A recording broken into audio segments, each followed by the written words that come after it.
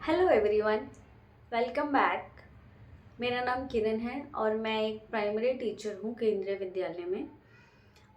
In this video we will discuss about some do's and don'ts for your upcoming KVS interviews. So without wasting so much time, let's start. हम बिल्कुल point to point discuss करेंगे।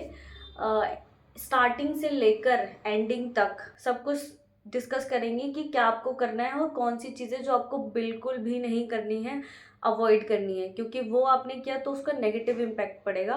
Video last तक ज़रूर देखना। क्या पता कौन सी tip आपके काम आ जाए और आप एक बहुत बड़ी गलती करने से बच जाए। तो शुरू करते हैं। सबसे पहली चीज़, जब आपका रिजल्ट आएगा तो आपके मेल पर डॉक्यूमेंट की लिस्ट आएगी पूरी कि कौन कौन से डॉक्यूमेंट्स आपको लेकर जाने हैं और कितने सेट लेकर जाने हैं। उसके साथ बायोडाटा फॉर्म आएगा, हर एक सेट के साथ एक बायोडाटा फॉर्म की फोटोकॉपी भी अटैच करनी है। जो डॉक्यूमेंट्स लेकर जाने हैं वो तैयार करके रख लीजिएगा। और मेनली इसमें इशू आता है कास्ट सर्टिफिकेट का, जो मेनली जिसमें ओबीसी का आता है। एससी और एसटी में एज सच कोई इशू नहीं है क्योंकि वो एक बार बनता है और वही चलता है, बट ओबीसी को रिन्यू कराना होता है। तो जो उन्होंने डेट दी है, आपका ओबीसी सर्टिफिकेट उस डेट तक रिन्यू हो जाना चाहिए, उस डेट तक आपका एनसीएल आपके पास होना चाहिए। अगर उसके बाद का है तो वो रिजेक्ट कर देंगे, तो आप इसके लिए प्रिपेयर्ड रहना कि आपके पास उस डेट तक का हो। क्लियर हो गया ये चीज़? ठीक है। डॉक्यूमेंट्स जितने सेट बोले जाए उतने आपको तैयार कर लेने हैं। इसके बाद सेकंड चीज़ आती है ड्रेस कोड, कि आपको ड्रेस कैसा पहनना है। तो आपको एकदम सबसे पहली चीज़ जो अवॉइड करनी है, आपको जीन्स लेगिंग्स ये सब नहीं पहनना है, क्योंकि केवी के कोड ऑफ कंडक्ट में भी लिखा है कि टीचर्स डेनिम जीन्स नहीं पहन सकते हैं। तो अगर आप पहन सके तो आप जो फीमेल है वो साड़ी पहनिएगा और जो मेल है वो फॉर्मल। अब फॉर्मल में ऐसा भी नहीं होता कि ब्लैक एंड वाइट ही पहनना होता है, आप कोई भी और सटल कलर यूज़ कर सकते हैं, पहन सकते हैं। ठीक है। मैंने अपने इंटरव्यू में साड़ी पहनी थी, मेरा इंटरव्यू चंडीगढ़ में था। दूसरी चीज़, आप फुटवियर ऐसा पहनिएगा जो कंफर्टेबल हो और ऐसे खट खट खट आवाज़ न करे जब आप जाएं। ठीक है। और आपका जो पहला अपीयरेंस होगा जब आप चैम्बर में जाएं, तो उनको आपको देख के ऐसा लगना चाहिए कि आपकी पर्सनैलिटी टीचर जैसी है। तो एकदम सिंपल सोबर सा आउटफिट पहनना है और जिसमें ज़्यादा चमकने जैसा स्टोन्स या कलर ऐसा कुछ नहीं होना चाहिए। स्लीपर्स भी आपके बिल्कुल नॉर्मल सटल हो और प्रेजेंटेबल दिखना है, सिंपल रहना है और कोई भी न्यू एक्सपेरिमेंट नहीं करना है इंटरव्यू से पहले। नेक्स्ट चीज आती है, ओके, ड्रेस की बात हो गई, डॉक्यूमेंट्स की बात हो गई। अब आता है प्रिपरेशन कैसे करनी है। उसमें प्रिपरेशन दो पार्ट में डिवाइड करिए। एक में सिचुएशन बेस्ड क्वेश्चन और स्कीम, जैसे दीक्षा हो गया और निष्ठा हो गया, जादुई पिटारा हो गया, और केवी के बारे में थोड़ा सा पढ़ना। इसके ऊपर मैंने वीडियो बनाई है केवी के बारे में, वो आप देख सकते हैं, और स्कीम्स की वीडियो मैं बना दूंगी अगर आप कहेंगे तो। नेक्स्ट, डेमो की प्रिपरेशन। तो डेमो के लिए सबसे पहली चीज, आपको न्यू टेक्स्ट बुक से डेमो प्रिपेयर करना है। डेमो बहुत लंबा प्रिपेयर नहीं करना है, 3 to 4 मिनट का डेमो प्रिपेयर करना है और इंट्रोडक्शन में एक्टिविटीज रखनी है अच्छी सी। उसके पहले न्यू टेक्स्ट बुक से आप गो थ्रू हो लीजिए। जब मैंने प्रिपरेशन की थी, मैंने हर एक चैप्टर का लिखा था कि उसमें क्या क्या है, वो किस थीम पे बेस्ड है और उसका टीएलओ क्या है, टीचिंग लर्निंग आउटकम क्या है।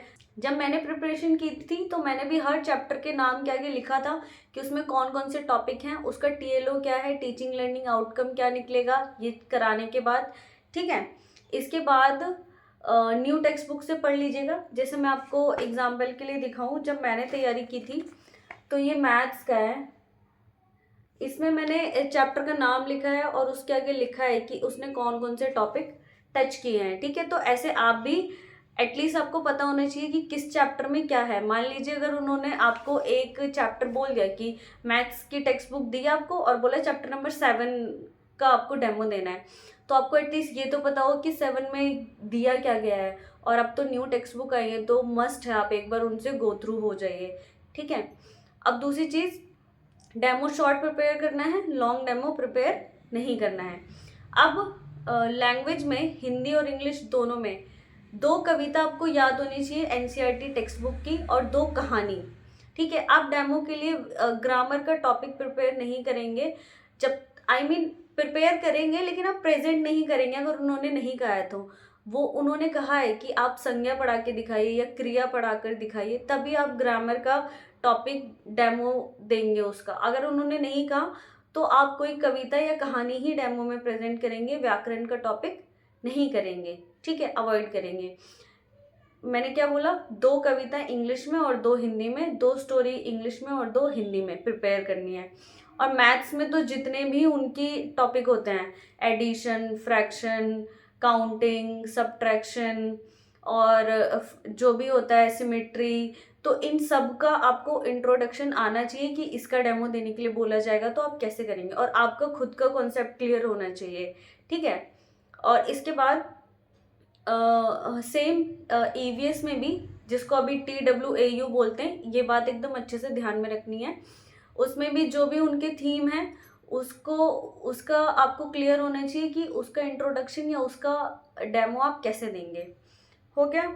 इसके बाद हाँ, अब एक मोस्ट इम्पॉर्टेंट थिंग, जब आप डेमो देंगे तो आप ब्लैक बोर्ड का यूज़ ज़रूर करना है, ठीक है। और यूज़ करने के बाद उसको रब करना भी याद रखना है।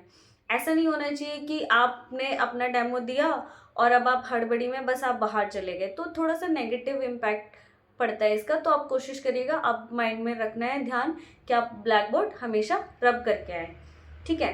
नेक्स्ट आते हैं, हाँ, और ना आपको कुछ स्पेलिंग्स ज़रूर याद रखनी है, इंग्लिश में भी और हिंदी में भी, क्योंकि वो स्पेलिंग भी लिखवा लेते हैं। जैसे मुझसे उन्होंने हिंदी में एक शब्द लिखवाया था, सामंजस्य। तो ऐसे जैसे इंग्लिश में भी बहुत सारी स्पेलिंग होती हैं, हायरार्की हो गया, कर्नल हो गया और रिसीट हो गया। तो ऐसी जो मोस्ट इम्पॉर्टेंट स्पेलिंग्स हैं उनको एक बार समराइज कर लेना, उनको याद कर लेना। सेम हिंदी में भी अगर आप बोलेंगे तो मैं मोस्ट इम्पॉर्टेंट स्पेलिंग्स का एक वीडियो बना दूंगी और आप उससे प्रिपरेशन कर सकते हैं, तो मुझे कमेंट में बता देना। इसके बाद आता है इंटरव्यू के दौरान आई कांटेक्ट रखना है, इधर उधर देख के बात नहीं करनी है, जाना है। एंट्री एकदम कॉन्फिडेंट दिखने चाहिए, आप अंडर कॉन्फिडेंट भी नहीं, ओवर कॉन्फिडेंट भी नहीं। जितना उन्होंने पूछा उतना ही जवाब देना है। इंट्रोडक्शन बहुत लंबा नहीं देना है, बहुत शॉर्ट भी नहीं देना है। और एक हॉबी ज़रूर होनी चाहिए इंट्रोडक्शन में, अगर नहीं है तो जैसे मेरी कोई हॉबी नहीं थी तो मैंने बताया था आई लाइक प्लेइंग बैडमिंटन, तो फिर मुझे उससे रिलेटेड सारी चीज़ें मैंने प्रिपेयर की थी कि बैडमिंटन में कौन कौन से प्लेयर होते हैं, क्या क्या नियम होते हैं बैडमिंटन खेलने के, और कौन कौन सी ऑर्गेनाइजेशन है जो ये कराती है। तो ऐसे आप कोई एक हॉबी डिसाइड करना और उसके बेस पे जितने क्वेश्चन आप सोच सकते हैं उसके लिए प्रिपेयर होके जाना। मुझसे हालांकि मेरे इंट्रोडक्शन से कोई क्वेश्चन नहीं पूछा था, ठीक है।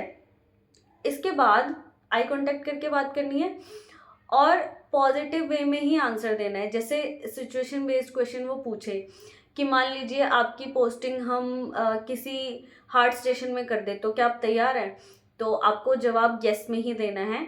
और वो आपसे कहेंगे कि मैम इतना आसान नहीं होता है, बहुत मुश्किल होता है एक अकेले व्यक्ति के लिए किसी एक नई जगह पे जाके रहना, तो आप कैसे, तो आपको अपने जवाब से उनको सेटिस्फाई करना है, ठीक है, कि मैं तैयार हूँ, मैं डेडिकेटेड हूँ, बिल्कुल मैं अपना 100% दूंगी इस जॉब में, क्योंकि मैं सीखना चाहती हूँ, मैं करना चाहती हूँ और मैंने इतनी प्रिपरेशन इसीलिए की है।